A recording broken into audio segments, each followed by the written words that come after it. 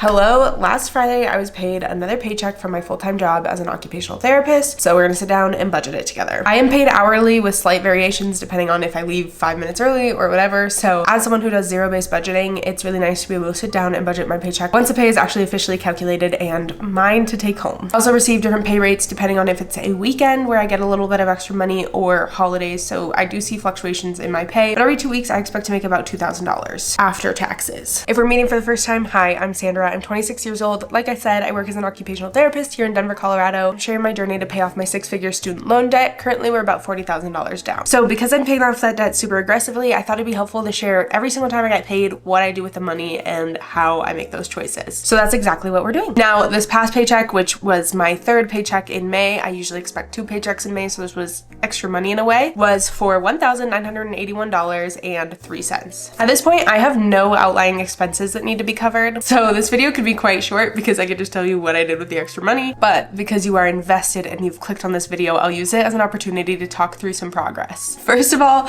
I'm excited for a new month because May honestly looks so messy, so I'm excited to just click into a new month on this budget and have it be all clean and fresh again. The reason May is so messy is because I'm redoing how I'm doing my bookkeeping. So rather than budget money 1 month ahead, I've assigned my expenses 1 month ahead, which is something that's relatively new to this template and allows me to be a month ahead on expenses while still spending money within the month I earn it. You can watch my last video if you're curious exactly what I'm talking about. Let's just say I have too much money happening in May and it is way too messy and I'm ready for June. But with that being said, because this $1,900 is not needed to cover any of my expenses for the month of May or the month of June really, what did I do with it? I put it towards my biggest financial goal, which is paying off my debt. So I put $1,000 straight to the principal balance on my highest debt. So this payment brought my student loan balance down from $89,000 to $88,000. As many of you know, I'm about 11 months into this debt payoff journey, so that'll put me nice in the sweet spot at 12 months to have paid off almost exactly $40,000. So I am pretty proud of that hard work. And I'm extra proud of the fact that I have done that debt payoff while not forgetting about future me and still investing and also putting money towards other savings goals. But let's talk about the investing thing, because one of my big financial goals is to hit 6 figures invested before I turn 30 and then also to pay off my debt before I turn 30. So ultimately goal is to have a 6-figure plus net worth by the time I turn 30. So rather than tackle one goal really fast and then the next one, I am tackling these goals somewhat simultaneously and investing